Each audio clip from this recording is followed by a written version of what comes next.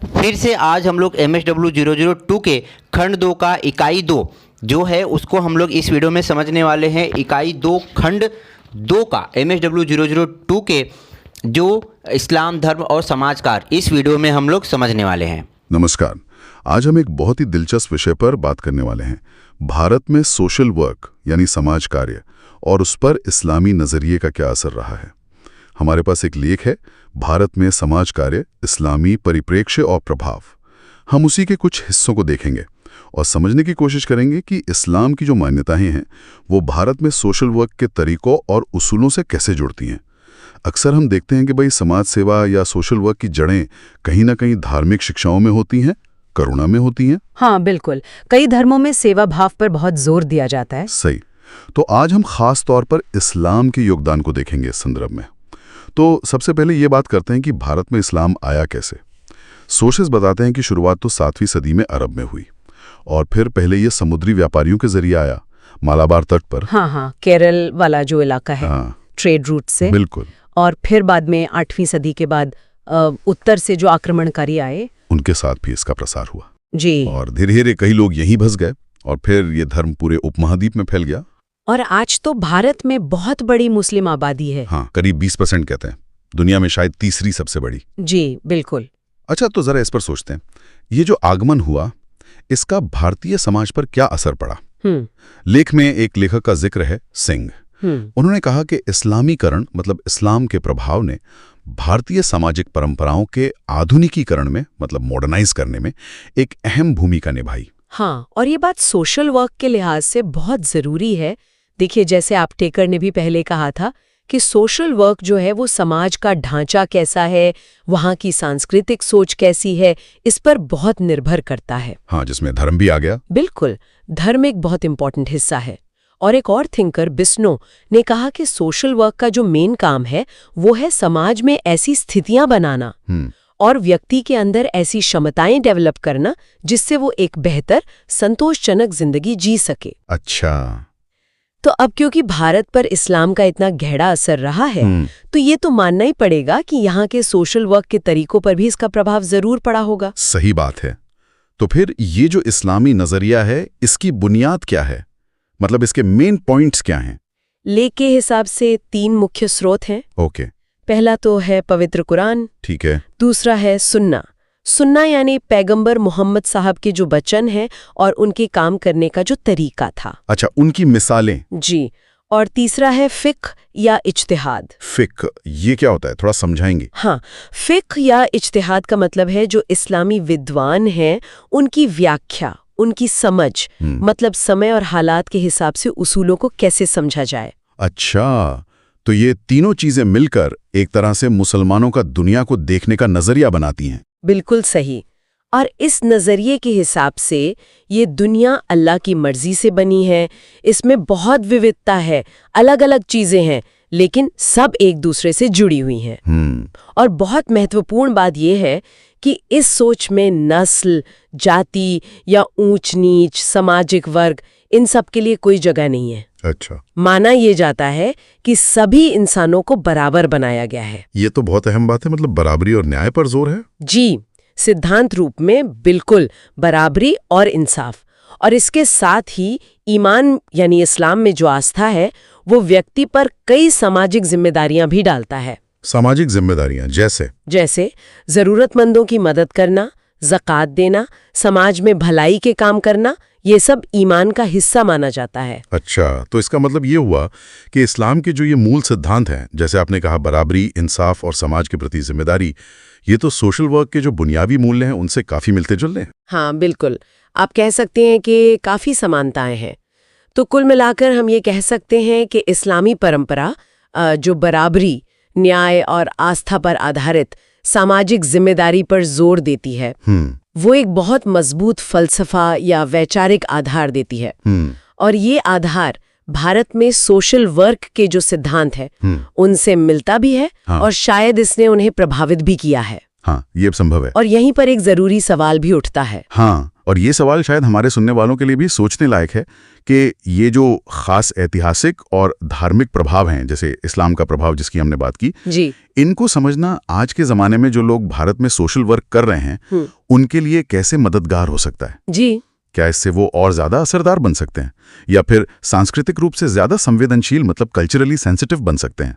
सोचने वाली बात। हमारे पास एक लेख है जिसमें इस्लाम के मूल्यों और समाज कार्य यानी सोशल वर्क के सिद्धांतों के बीच के संबंधों पर कुछ अहम बातें कही गई हैं। हाँ, ये काफी महत्वपूर्ण स्रोत है। तो आज हम इसी स्रोत की गहराई में उतरेंगे, देखेंगे कि भाई व्यक्ति की गरिमा, आपसी रिश्ते और सामुदायिक जीवन को लेकर ये दोनों क्षेत्र कहाँ मिलते हैं। बिल्कुल, चलिए देखते हैं। तो चलिए शुरू करते हैं। समाज कार्य की बुनियाद इस सोच पर टिकी है कि हर इंसान खास है, हाँ, सम्मान का हकदार है और उसकी अपनी जरूरतें होती हैं। बिल्कुल। और व्यवहार को अक्सर व्यक्ति और उसके आसपास के माहौल के बीच एक तालमेल का नतीजा समझा जाता है। सही बात है। और हाँ, ये बहुत जरूरी माना जाता है कि लोग अपनी बेहतरी की कोशिशों में खुद शामिल हों। बिल्कुल, और यही सोच आप देखें तो इस्लामी नजरिए में भी गहराई से मौजूद है। अच्छा। हाँ, कुरान की कई आयतें इस बात पे जोर देती हैं कि इंसान को यूं ही, मतलब बिना मकसद के नहीं बनाया गया है। हर व्यक्ति को सोचने समझने की क्षमता और एक तरह का अंदरूनी मार्गदर्शन दिया गया है। अच्छा। जैसा कि कुछ इस्लामी विद्वानों ने बताया है, हर इंसान में कुदरती तौर पर वो इज्जत और वकार होता है। हाँ, हाँ। और इस्लाम में जीवन, रोजगार, निजता, परिवार, अपने धर्म को मानने जैसे बुनियादी अधिकार बहुत अहम माने गए हैं। यानी दोनों ही मानते हैं कि हर व्यक्ति महत्वपूर्ण है और उसमें आगे बढ़ने की संभावना है। बिल्कुल। ये समानता तो साफ है, लेकिन क्या स्रोत इस बात पर भी रोशनी डालता है कि इस गरिमा को बनाए रखने के तरीकों में कोई फर्क है? देखिए, स्रोत सीधे तौर पर तरीकों के फर्क पे ज्यादा जोर नहीं देता, लेकिन ये बताता है कि इस्लामी नजरिए में व्यक्ति को खुद कोशिश करनी है, पर साथ साथ जरूरत पड़ने पर समुदाय से मदद पाने का भी हक है। अच्छा। ये अकेले संघर्ष करने की बात नहीं है। तो सिद्धांत तो एक जैसा है, शायद उसे लागू करने के वो सामाजिक ढांचे में थोड़ा फर्क हो सकता है। समझ गया। अच्छा, अब अगर हम व्यक्ति से आगे बढ़कर समूह यानी ग्रुप्स की बात करें, हाँ, तो समाज कार्य में माना जाता है कि अकेले रहने के बजाय समूह में जुड़ने से व्यक्ति ज्यादा सीखता है, जागरूक बनता है। सही। इसे कभी कभी समाजीकृत व्यक्तिवाद भी कहा जाता है, मतलब व्यक्ति का विकास समूह के साथ जुड़कर बेहतर होता है। और इस्लाम में भी सामूहिक जीवन यानी मिलजुल कर रहने पर बहुत जोर है। हाँ, जैसे वयस्क पुरुषों से दिन में 5 बार जमात यानी समूह में नमाज पढ़ने की उम्मीद की जाती है। हाँ।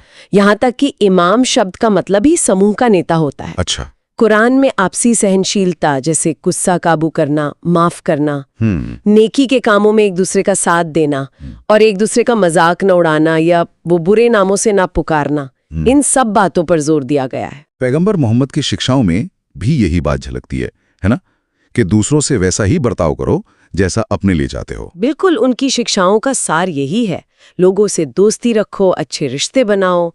अगर हम इसे बड़ी तस्वीर में देखें तो ये सारे मूल्य एक ऐसे समाज को बढ़ावा देते हैं जहां लोग मिलजुल कर रहें। हाँ, जो समाज कार्य के समूह पर ध्यान देने वाले नजरिए से काफी मिलता जुलता है। बिल्कुल, बहुत करीब है। और समूह से आगे बढ़कर जब हम समुदाय यानी कम्युनिटी की बात करते हैं, तो समाज कार्य में समुदाय का मतलब होता है लोगों का ऐसा नेटवर्क जहां साझा हित हो, मूल्य हो, रस्मो रिवाज हो। हाँ, एक जुड़ाव। हाँ, एक हम की भावना हो और लोग जरूरत पड़ने पर एक दूसरे की मदद करें। इस्लाम भी एक समझदार और एक दूसरे का ख्याल रखने वाले समुदाय पर बहुत जोर देता है।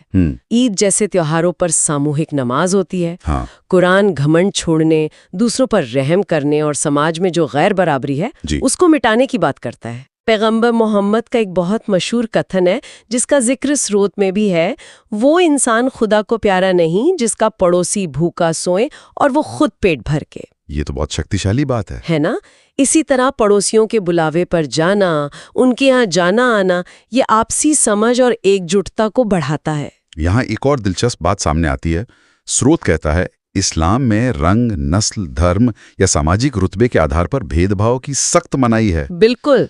भाईचारे की भावना बहुत अहम है। हाँ, और इसी भाईचारे की बुनियाद पर अदल यानी न्याय का सिद्धांत टिका है। न्याय? हाँ, न्याय। और ये न्याय सिर्फ कोई कानूनी मामला नहीं है, बल्कि सामाजिक व्यवस्था की नींव है। अच्छा। कुरान में बार बार मतलब कई बार न्याय पर जोर दिया गया है, यहाँ तक कि अगर फैसला अपनों के खिलाफ ही क्यों ना करना पड़े, चाहे अपनों के खिलाफ हो। हाँ, ये विचार समाज कार्य के बुनियादी मूल्यों में से एक यानी सामाजिक न्याय, सोशल जस्टिस, उससे सीधे जुड़ता है। बिल्कुल। और इन इस्लामी अवधारणाओं का असर आप देखें तो दुनिया भर के न्याय व्यवस्थाओं पर भी पड़ा है।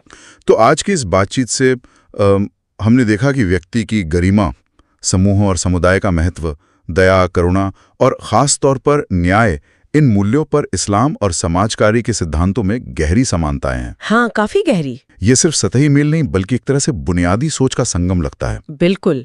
और ये हमें सोचने पर मजबूर करता है कि इस्लाम जैसी सदियों पुरानी धार्मिक और सांस्कृतिक परंपराओं की गहरी समझ समाज कार्य के उन मूल्यों को कैसे और समृद्ध कर सकती है जिन्हें हम आज अक्सर आधुनिक या सार्वभौमिक मानते हैं। सही बात है। शायद हमें इस पर और विचार करना चाहिए कि दुनिया भर की अलग अलग संस्कृतियां और धार्मिक विचारधाराएं वो समाज कार्य के क्षेत्र को अपने अनूठे तरीकों से कैसे मजबूत बना सकती हैं।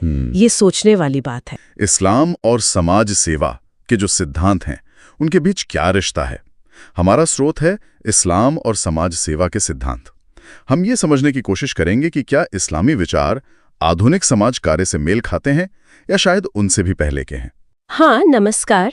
और ये वाकई दिलचस्प है क्योंकि आजकल का जो सोशल वर्क है वो क्षमता निर्माण मतलब एम्पावरमेंट पर ज्यादा जोर देता है, और स्रोत बताता है कि इस्लाम में भी उन सामाजिक मूल्यों और तरीकों को महत्व दिया गया जो सामाजिक न्याय के खिलाफ न हो। हाँ, और ये भी कि उस जमाने में मतलब जब इस्लाम का उदय हुआ तब आज जैसा फॉर्मल सोशल वर्क तो नहीं था, लेकिन कई ऐसी चीजें शुरू हुई जो इस सहायक पेशे से काफी मिलती जुलती हैं। चलिए इसी पर बात करते हैं। बिल्कुल। शुरुआत करते हैं जरूरतों को पूरा करने से। हाँ, स्रोत कहता है कि इस्लाम ये मानता है कि भाई लोगों को समस्याएं आती हैं, उन्हें मदद की जरूरत पड़ती है। कुरान में भी है 51.19 कि जो संपन्न हैं उनकी दौलत में मांगने वालों और वंचितों का भी हिस्सा है, मतलब एक हक है। सही कहा, हक। और मदद के कई रूप बताए गए हैं, जैसे खैरात है, सदका है जो आप अपनी मर्जी से देते हैं, फिर फितरा है, और ज़कात तो खैर इस्लाम के 5 स्तंभों में से एक है, वो अनिवार्य है। अनिवार्य है। अच्छा, तो ये जानना भी जरूरी है कि ये मदद किसे मिलनी चाहिए और कहाँ इस्तेमाल नहीं होनी चाहिए। स्रोत इस बारे में कुछ कहता है? हाँ बिल्कुल। स्रोत ये साफ करता है कि कौन हकदार है, गरीब है, मिस्कीन है, कर्जदार है, और जैसे पैसा मस्जिद बनाने में इस्तेमाल नहीं हो सकता। और एक और अहम बात, इसका मकसद भिक्षावृत्ति को बढ़ावा देना नहीं है।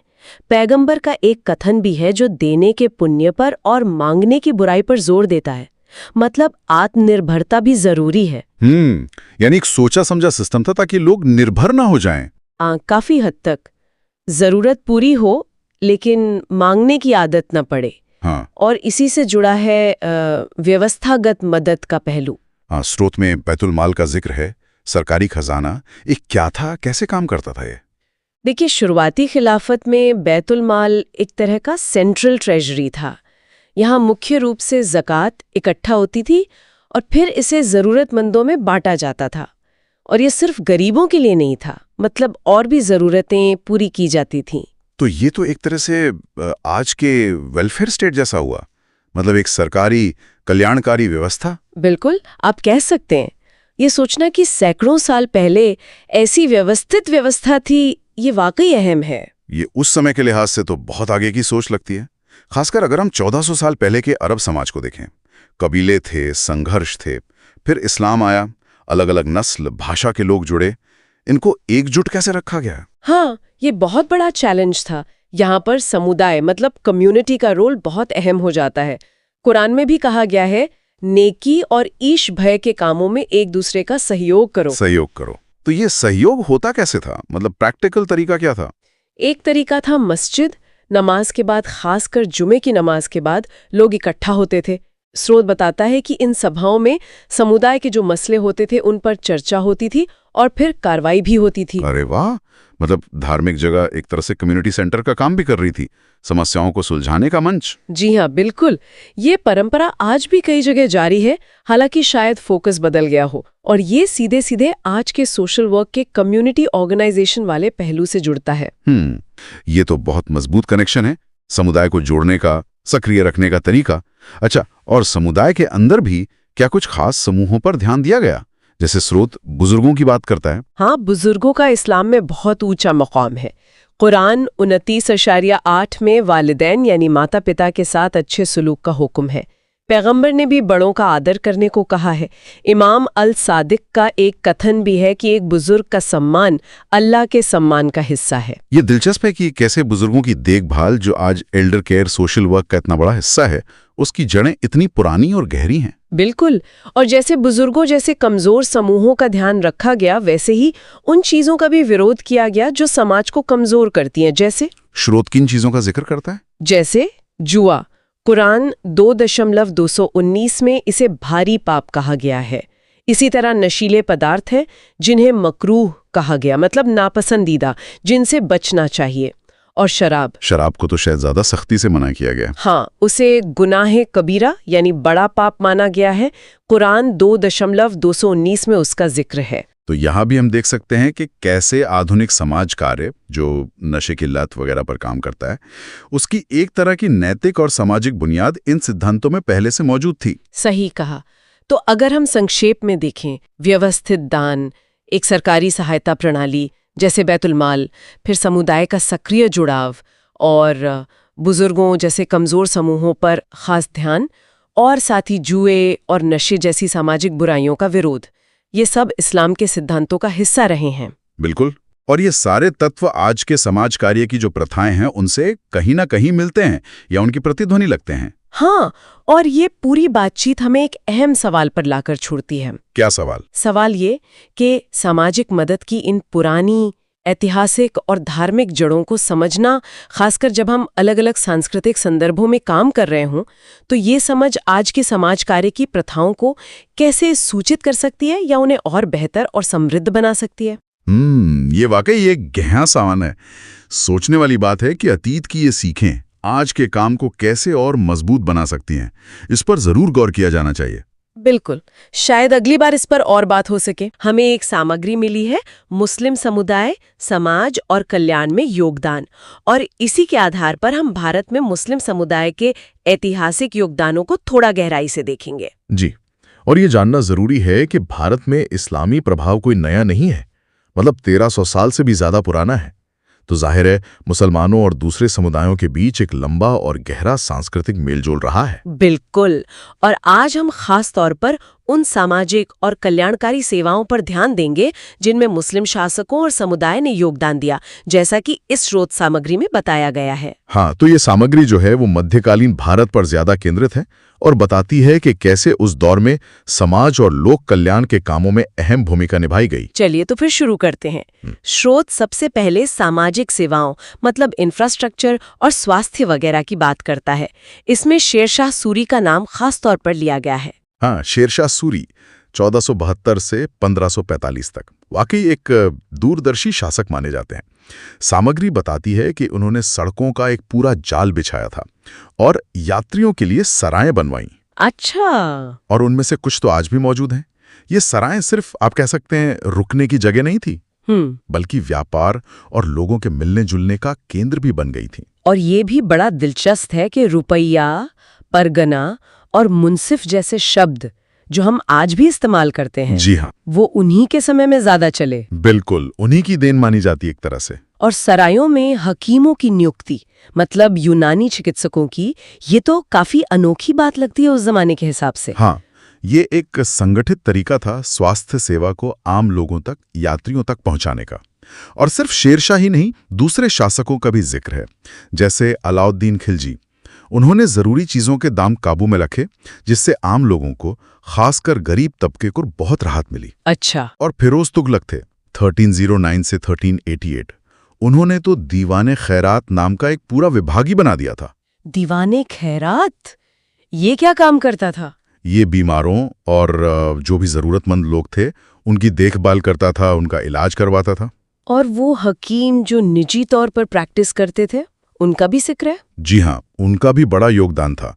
उन्हें अक्सर शासकों से, जैसे अकबर से, मदद मिलती थी, जमीनें दान में मिलती थीं, और वो अक्सर गरीबों का इलाज मुफ्त में भी कर दिया करते थे। तो स्वास्थ्य के अलावा शिक्षा का भी जिक्र है? बिल्कुल, शिक्षा पर भी ध्यान दिया गया था।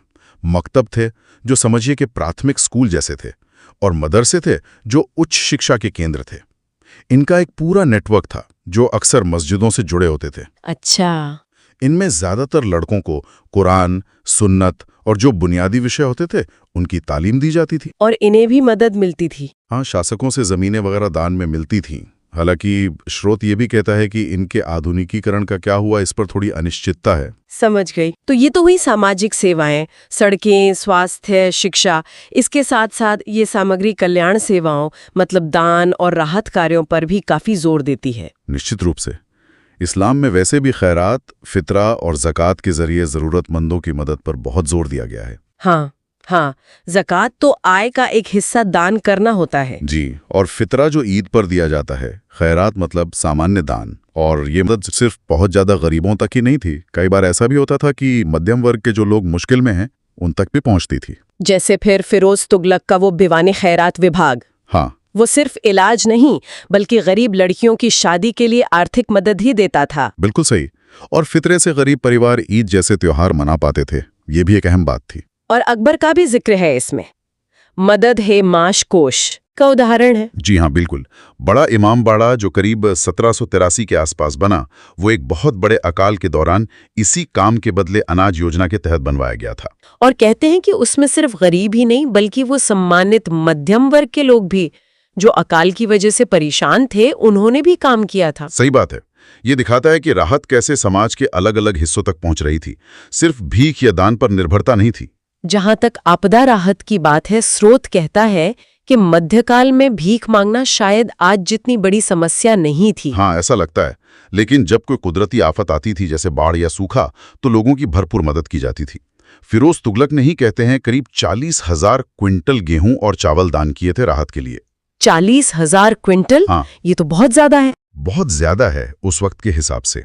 और शेरशाह सूरी ने तो सूखाग्रस्त इलाकों में रोजाना मुफ्त लंगर चलवाए थे। लंगर मतलब मुफ्त रसोई? जी, मुफ्त रसोई, और उन पर रोज का खर्च, रोज का 500 अशरफियां बताया गया है, सोने के सिक्के। रोज 500 अशरफियां? ये तो उस जमाने में शायद कई गांवों का खर्च रहा होगा। बिल्कुल, बहुत बड़ी रकम थी ये। तो कुल मिलाकर ये सामग्री यही तस्वीर पेश करती है कि मध्यकालीन भारत में मुस्लिम शासकों और समुदाय ने बुनियादी ढांचे से लेकर स्वास्थ्य, शिक्षा और खास तौर पर दान और कल्याण की एक संगठित व्यवस्था बनाने में अहम योगदान दिया। हाँ, ये उस दौर में शासन की एक सामाजिक जिम्मेदारी को भी दिखाता है कि राज करना सिर्फ ताकत का खेल नहीं था, बल्कि प्रजा की देखभाल भी उसका एक हिस्सा समझा जाता था। जी, और इन संस्थाओं और व्यवस्थाओं के जरिए उसे लागू करने की कोशिश की गई। तो आखिर में सोचते हुए एक सवाल ये उठता है कि इन ऐतिहासिक कल्याणकारी व्यवस्थाओं से क्या आज के हमारे सोशल वेलफेयर सिस्टम कुछ सीख सकते हैं? ये एक अच्छा सवाल है, खासकर जैसे समुदाय आधारित देखभाल थी या जरूरतमंदों तक सीधी पहुंच बनाने के जो तरीके थे, शायद उनमें आज के लिए भी कुछ सबक हों। भारत में जो कई इस्लामी संस्थाएं हैं और एनजीओज हैं, उनसे जुड़े कुछ स्रोत हैं। जी, तो चलिए आज जरा इन स्रोतों की मदद से समझते हैं कि ये संस्थाएं मतलब स्वास्थ्य, शिक्षा, वित्त और समाज कल्याण जैसे क्षेत्रों में क्या भूमिका निभा रहे हैं। हाँ, ये काफी जरूरी क्षेत्र है। देखते हैं क्या जानकारी मिलती है। बिल्कुल, तो शुरुआत स्वास्थ्य से करते हैं। इन स्रोतों में यूनानी चिकित्सा पद्धति का जिक्र है। ये काफी पॉपुलर लगती है ना? हाँ, यूनानी तो काफी पुरानी और मतलब आज भी काफी लोग इस्तेमाल करते हैं। कई जगहों पर मताब होते हैं, छोटे दवाखाने जैसे। अच्छा, मताब। हाँ, और ये अक्सर जो कम आय वाले लोग हैं उनका मुफ्त इलाज भी करते हैं कई बार। और दिलचस्प बात यह है कि ये सिर्फ छोटे पैमाने पर नहीं है, इसको बाकायदा संस्थागत रूप भी दिया गया है। जैसे दिल्ली में हमदर्द है, हमदर्द वक्फ दवाखाना। हाँ, हमदर्द का नाम तो सुना है। जी, वो तो शायद यूनानी दवाओं के दुनिया में सबसे बड़े निर्माताओं में से एक है। और फिर अलीगढ़ मुस्लिम यूनिवर्सिटी जैसे जो बड़े संस्थान हैं, AMU। हाँ, वहाँ तिब्बिया कॉलेज है, वो बाकायदा डिग्री देते हैं यूनानी मेडिसिन में, और उनके अपने अस्पताल भी हैं जो मुफ्त या बहुत कम शुल्क पर इलाज करते हैं। अच्छा, तो मतलब पारंपरिक ज्ञान को आधुनिक संस्थानों से जोड़ा गया है।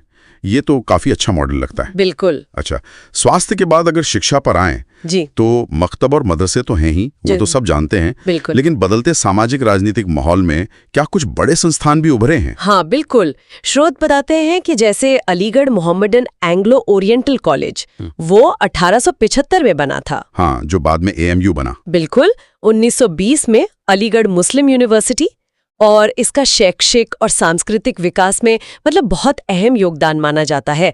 एक तरह से आधुनिक शिक्षा को समुदाय तक पहुंचाया इसने। और इसी दौर में शायद 1920 में ही दिल्ली में जामिया मिलिया इस्लामिया भी शुरू हुआ था। उसका संदर्भ शायद थोड़ा अलग था। हाँ, जामिया की कहानी थोड़ी अलग है।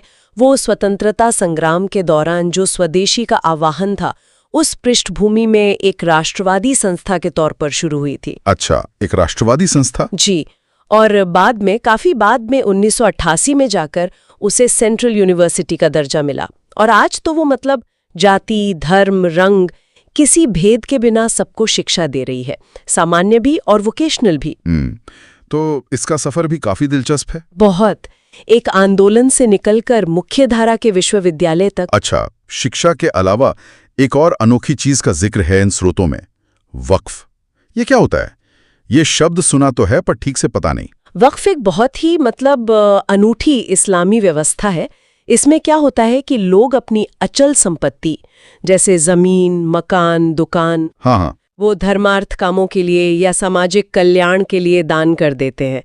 और इन संपत्तियों से जो ट्रस्ट बनते हैं, उनके पास अरबों रुपए की संपत्ति होती है। अरबों रुपए के? तो इसका इस्तेमाल कैसे होता है? इसका इस्तेमाल मस्जिदों के रखरखाव, मदरसों को चलाने और कई बार युवाओं के लिए वोकेशनल ट्रेनिंग सेंटर खोलने, इस तरह के कामों में होता है। और स्रोत ये भी बताते हैं कि 1964 में सरकार ने एक सेंट्रल वक्फ काउंसिल भी बनाई थी। जी हाँ, भारत सरकार ने, ताकि इन वक्फ संपत्तियों का बेहतर विकास हो सके और इनसे जो NGOs हैं, उनकी योजनाओं के लिए लोन वगैरह भी मिल सके। तो इसमें तो काफी संभावना लगती है। हाँ, इसमें कोई शक नहीं।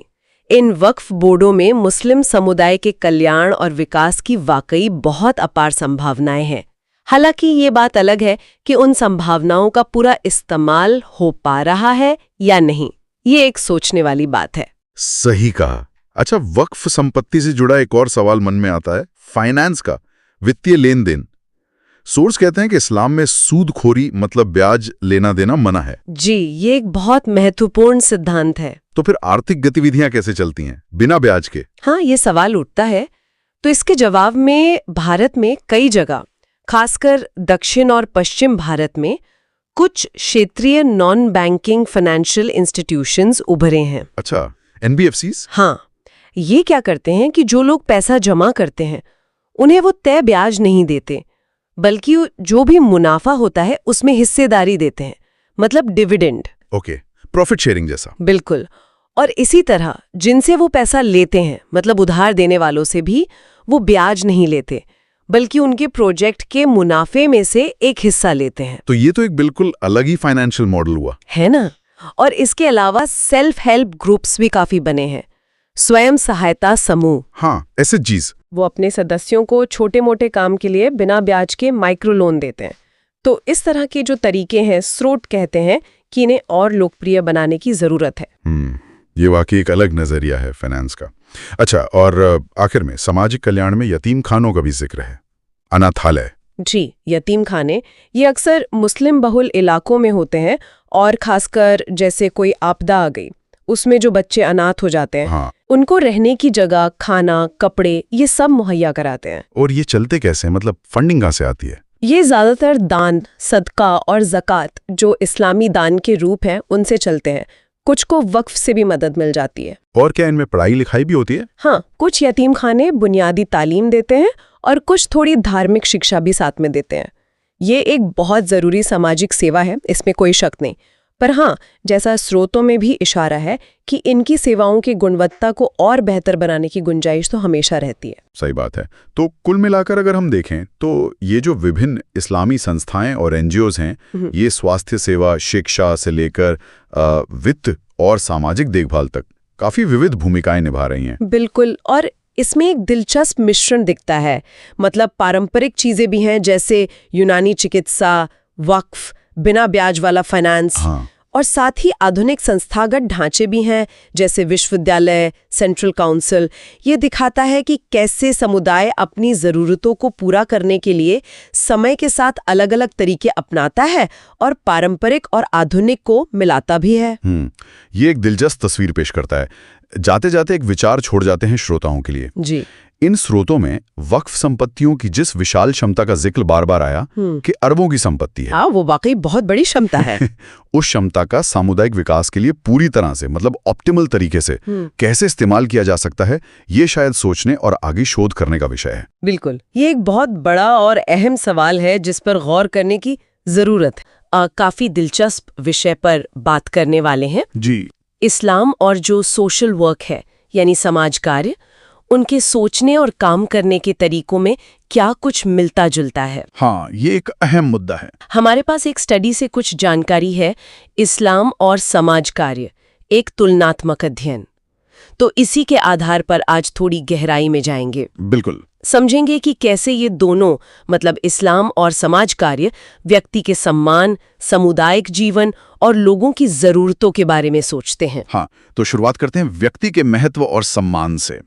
समाज कार्य का जो मूल उसूल है वो ये है कि हर इंसान की अपनी अहमियत है, अपनी इज्जत है और उसकी अपनी ज़रूरतें हैं, शारीरिक भी और मनोसामाजिक भी, मतलब मानसिक और सामाजिक। अच्छा, और लक्ष्य क्या होता है समाज कार्य का? लक्ष्य होता है लोगों की मदद करना ताकि वो अपनी जो भी सीमाएं हैं या मुश्किलें हैं उनसे उभर सकें। ठीक है, और इस्लाम इस बारे में क्या कहता है इस अध्ययन के मुताबिक? देखिए, अध्ययन यही बताता है कि इस्लाम में भी हर व्यक्ति का सम्मान और उसके मानव अधिकार ये बहुत जरूरी माने गए हैं। ऐसा माना जाता है कि लोगों की किस्मत कोई पहले से तय नहीं है और नहीं उनसे ये उम्मीद है कि वो बस बिना किसी लक्ष्य के जिएं।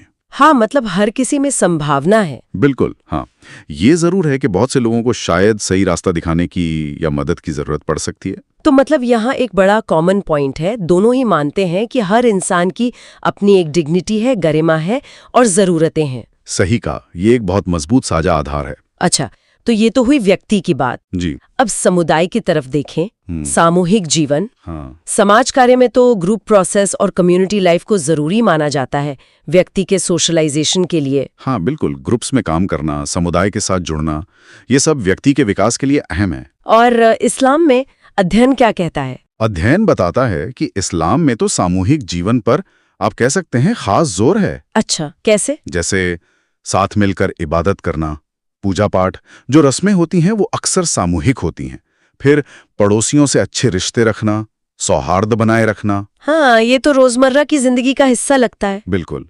और जो बुनियाद है इस सामुदायिक जीवन की, वो है समानता, भाईचारा और इंसाफ। ये चीजें इस्लामी सोच में बार बार आती हैं। तो यहाँ भी एक तरह का मेल दिख रहा है, दोनों ही समुदाय की ताकत को पहचानते हैं। जी हाँ, दोनों मानते हैं कि समुदाय और साथ मिलकर काम करने से बदलाव आ सकता है, परिवर्तन लाया जा सकता है। ठीक है, व्यक्ति हो गया, समुदाय हो गया। अब बात करते हैं कल्याण और विकास की जरूरतों की।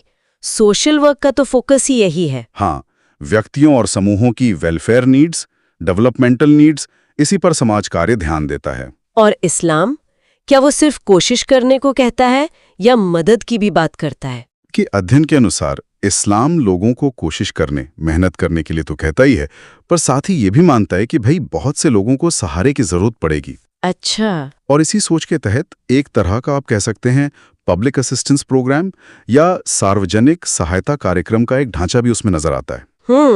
मतलब एक सिस्टम की बात है। हाँ, एक सिस्टम।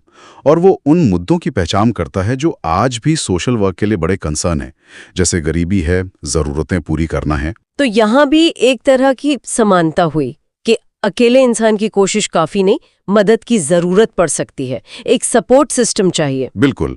व्यक्तियों और समुदायों को फलने फूलने के लिए सहारे की जरूरत हो सकती है, ये दोनों मानते हैं। और क्या ये बातें सिर्फ विचारों तक ही सीमित हैं या असल में भी दिखती हैं, खासकर भारत के संदर्भ में? नहीं नहीं, ये सिर्फ किताबी बातें नहीं हैं। अध्ययन बताता है कि अगर हम इतिहास में देखें तो भारत में मुस्लिम समुदाय ने सामाजिक सेवाओं में काफी योगदान दिया है। जैसे सड़कें बनवाना, मुसाफिरों के लिए सराय खोलना, सेहत के लिए तालीम यानी शिक्षा के इंतजाम करना, अच्छा, गरीबों की मदद करना, खास तौर पर जब कोई आपदा आती थी तब पीड़ितों की मदद करना, ये सब काम ऐतिहासिक रूप से हुए हैं। और आज के समय में क्या ये सिलसिला जारी है? हाँ, अध्ययन के मुताबिक आज भी कई मुस्लिम संस्थाएं हैं जो अलग अलग क्षेत्रों में काम कर रही हैं। सेहत के क्षेत्र में, शिक्षा में, छोटे छोटे कर्ज देने में जिसे माइक्रो क्रेडिट कहते हैं, अनाथ बच्चों की देखभाल करने में। ये बहुत जरूरी काम है जी। और एक खास बात यह है कि ये संस्थाएं सिर्फ मुसलमानों की ही नहीं बल्कि दूसरे समुदायों के लोगों की भी सेवा कर रही हैं। अच्छा, ये तो बहुत अच्छी बात है। हाँ, तो इससे पता चलता है कि ये जो इस्लामी सिद्धांत हैं ये सिर्फ दर्शन या फिलॉसफी नहीं है, ये असल जिंदगी में सामाजिक कामों के जरिए सामने आते हैं, प्रैक्टिकल है। तो कुल मिला के इस पूरी बातचीत से ये तो साफ हो गया कि समाज कार्य के जो बुनियादी उसूल हैं और जो इस्लामी तालीमात हैं उनमें वाकई गहरा जुड़ाव है। हाँ बिल्कुल। चाहे वो व्यक्ति की इज्जत की बात हो या फिर मिलजुल कर रहने यानी सामुदायिक जीवन का महत्व हो या फिर जरूरतमंदों की मदद का जज्बा। सही कहा, तीनों ही स्तरों पर समानताएं दिखती हैं। तो अंत में शायद ये सोचने वाली बात है ना जी, कि अगर हम इन साझा मूल्यों को, ये जो कॉमन वैल्यूज हैं, इनको और गहराई से समझें तो आज के समय में जहां इतने विविध समाज हैं तो क्या हम आपसी मेल मिलाप को, सामाजिक सद्भाव को और जो कल्याण के काम हैं उनको और बेहतर नहीं बना सकते? बिल्कुल, ये एक बहुत अहम सवाल है और शायद इसी सोच के साथ हम आज की चर्चा को विराम दे सकते हैं। इस पर आगे और विचार करने की गुंजाइश है। हाँ, ये सोचने के लिए एक अच्छा बिंदु है। दोस्तों, आपको यह वीडियो पसंद आया होगा और सब कुछ अच्छे से समझ आया होगा। अगर वीडियो अच्छा लगा तो कमेंट करके ज़रूर बताएं, चैनल को सब्सक्राइब करें, वीडियो को लाइक करें और ऐसे ही महत्वपूर्ण जानकारी सभी तक पहुंचाने के लिए इसे शेयर ज़रूर करें। फिर मिलते हैं अगली वीडियो में नई जानकारी के साथ। तब तक के लिए धन्यवाद। जय हिंद।